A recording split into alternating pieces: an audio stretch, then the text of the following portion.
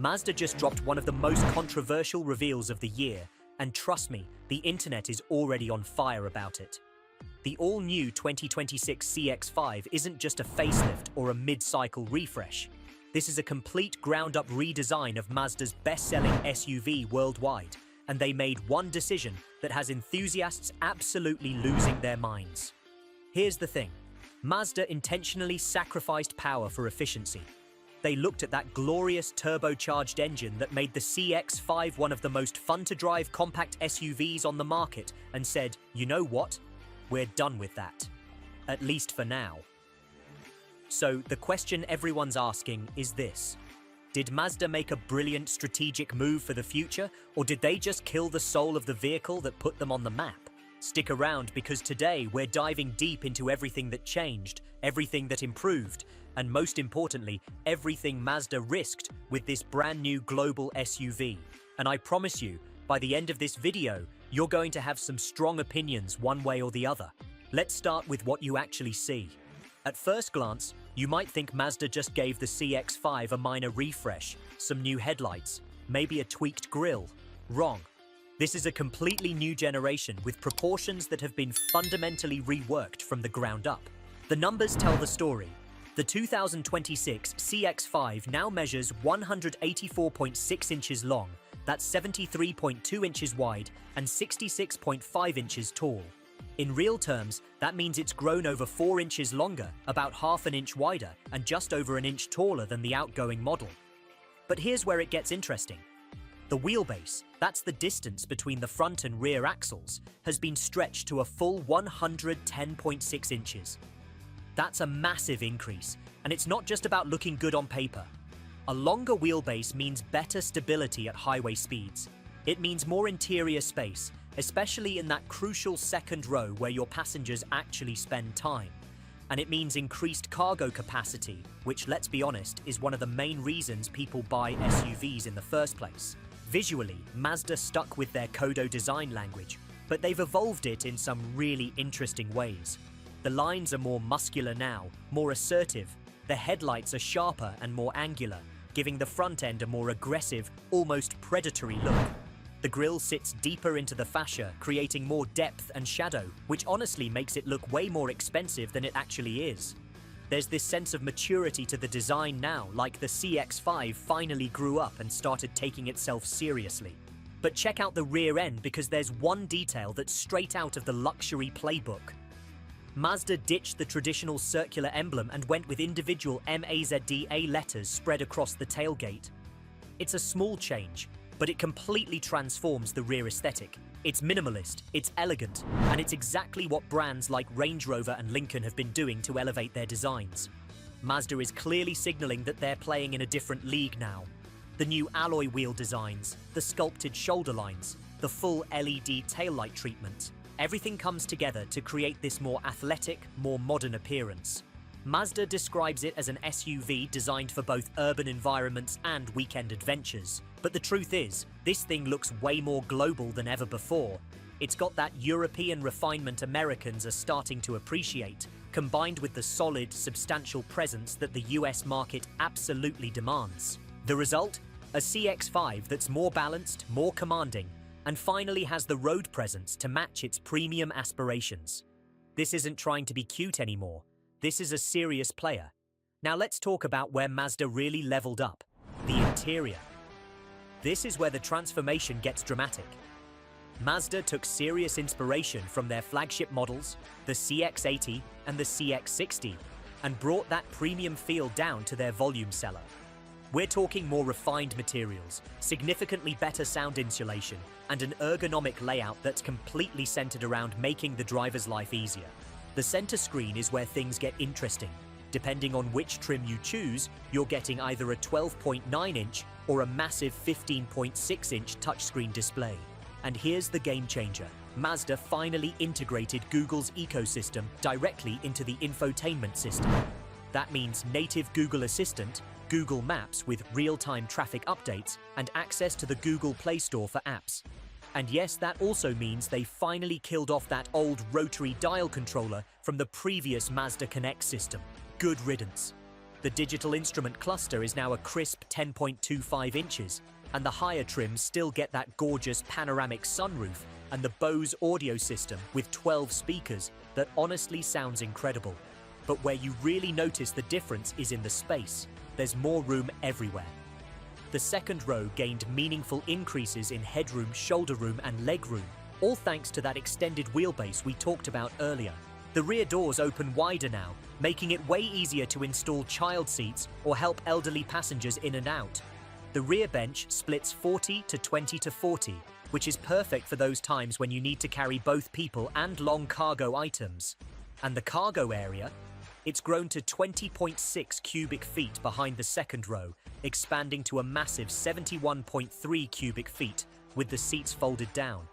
That's legitimately competitive with larger three-row SUVs. Practical, family-friendly, and way more premium than the price tag suggests. That's the new CX-5 interior in a nutshell. But Mazda didn't just make the screens bigger and call it a day. They completely rethought how you interact with the vehicle.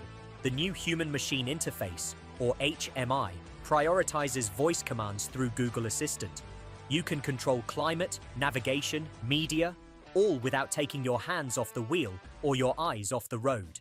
There are 7 different ambient lighting colors to set the mood, more storage space in the center console for all your stuff, and an overall interior philosophy that screams simplicity and intentionality. On top of that, Mazda went deep on improving the ride quality. They recalibrated the suspension with new dampers, redesigned stabilizer bars, and softer springs, all aimed at delivering a more comfortable, more compliant ride without losing that connected Mazda feel that enthusiasts love. The acoustic insulation got a major upgrade too, with new sound-deadening materials throughout the cabin and redesigned engine mounts that reduce vibrations significantly. The goal is crystal clear. Mazda wants this to be a more mature, quieter, more comfortable CX-5. But here's the question some people are asking: did they make it too comfortable? Did they sand off too many of the rough edges that gave the CX-5 its character? We'll get to that in a minute. But first, let's talk about the elephant in the room. All right, here we go. This is the most controversial part of the entire 2026 CX-5, and it's what has the internet absolutely divided right now. Mazda made the decision to temporarily eliminate the 2.5-litre turbocharged engine that produced 256 horsepower and 320 pound-feet of torque. That engine was a favourite among driving enthusiasts who wanted something with a little more punch, a little more personality. And for now, it's gone. Instead, the 2026 Mazda CX-5 launches with a single powertrain option: a 2.5-litre Skyactiv G, naturally aspirated 4-cylinder engine that produces 191 horsepower and 186 pound-feet of torque. But here's the twist: it's now paired with a 24-volt mild hybrid system.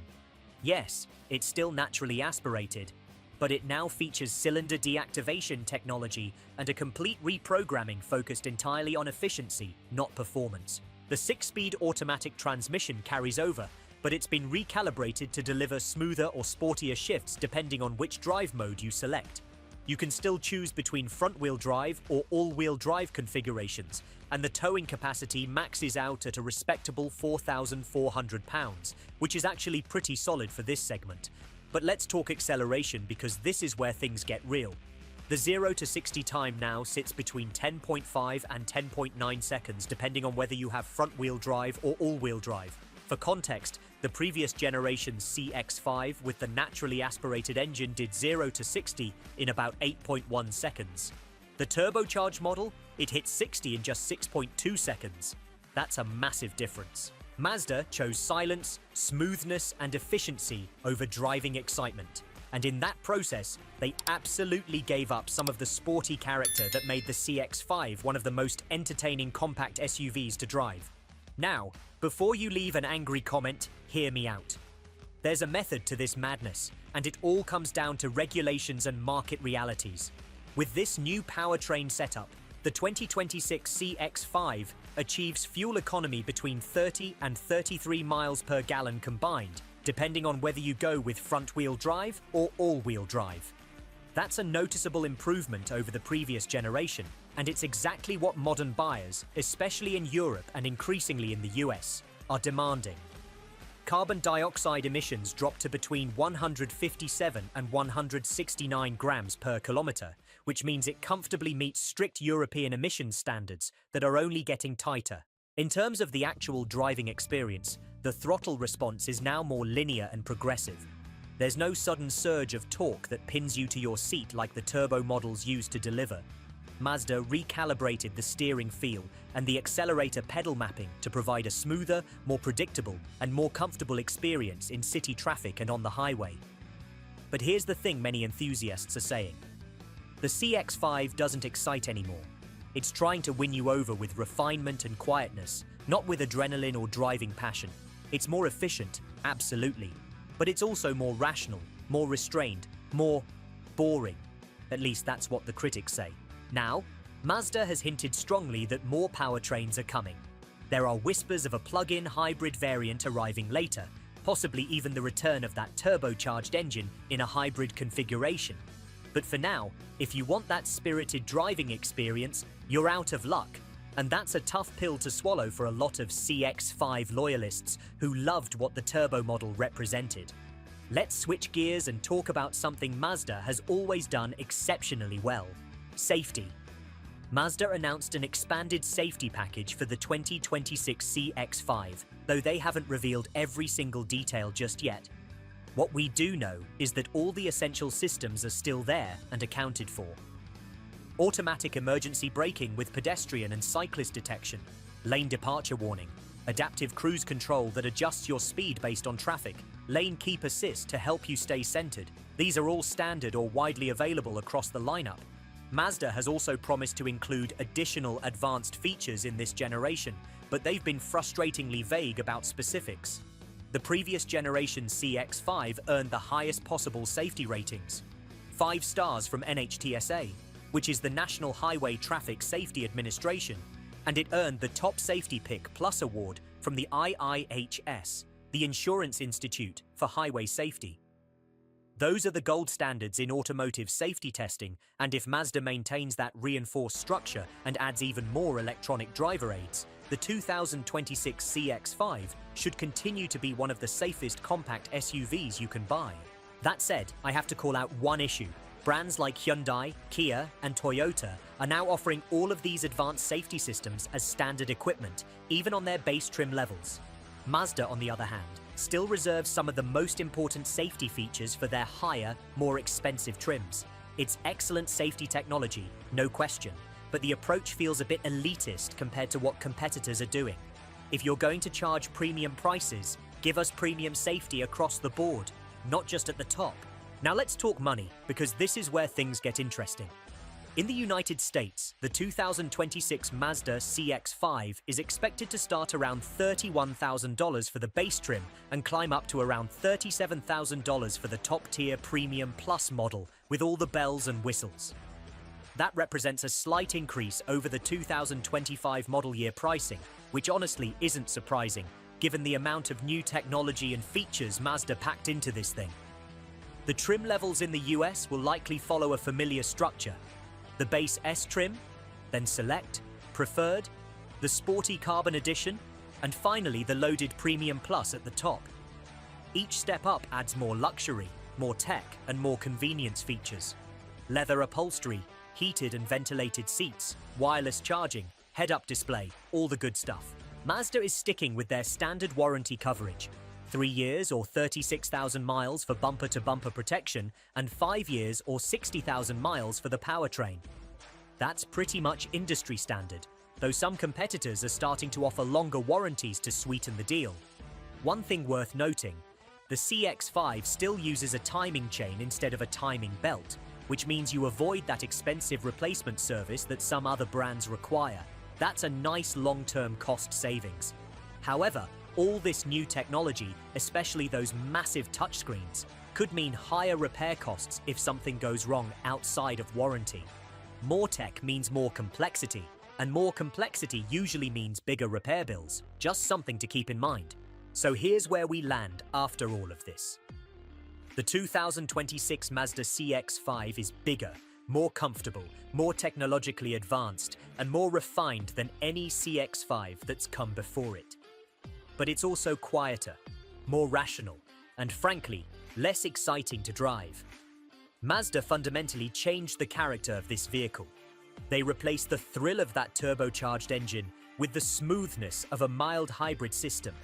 They chose efficiency and compliance over emotion and driving engagement. It's a calculated move that could absolutely win over new customers who prioritize comfort, technology, and fuel economy over sporty handling and powerful acceleration. But it's also a move that's going to leave a lot of long-time Mazda fans feeling nostalgic for what the CX-5 used to represent.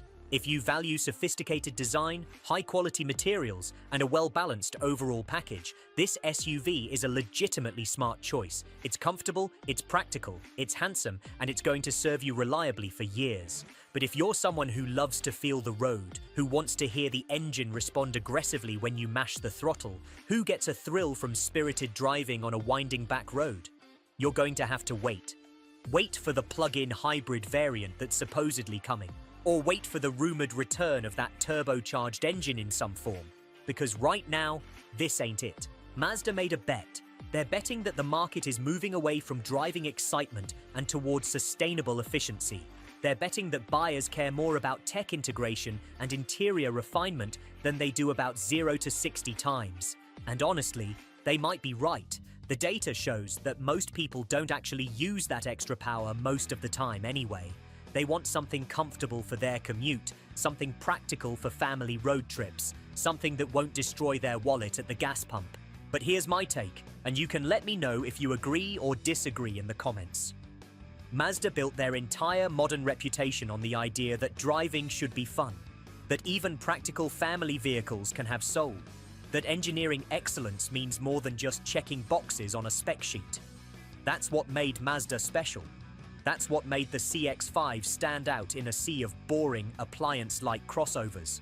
And with this new generation, at least in its launch configuration, they've stepped back from that philosophy. They've chosen to be more like everyone else instead of doubling down on what made them different. Maybe that's the smart business decision. Maybe that's what's necessary to survive in an industry that's rapidly changing, with stricter emissions regulations and shifting consumer preferences. I get it. But it still stings a little for those of us who loved what Mazda represented. So here's the big question I'm leaving you with today. Would you take this new 2026 CX-5 with all its efficiency, refinement, and technology?